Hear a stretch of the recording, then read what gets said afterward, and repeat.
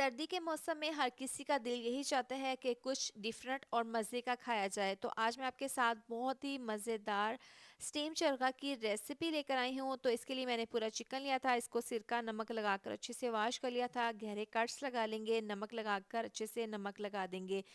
अब कढ़ाई में ऑयल को गर्म कर लिया था, इस तरह से ये चरखा डालकर इसको हमने कर लेने हैं फ्राई। दोनों साइड से गोल्डन कलर आने तक फ्राई कर लेंगे। इसके बाद इसको हमने ठंडा कर लेने हैं।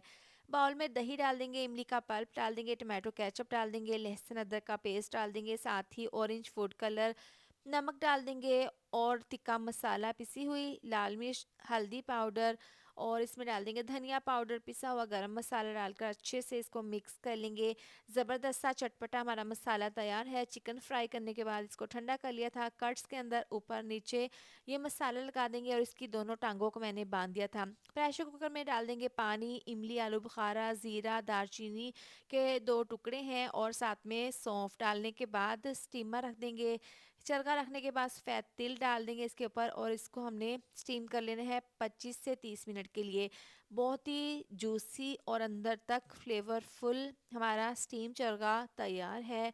आप इसको कढ़ाई में भी बना सकते हैं। तो सर्दी के मौसम में ये बनाएं, खाएं, इंजॉय करें, आपको खाकर मज़ा आ जाएगा।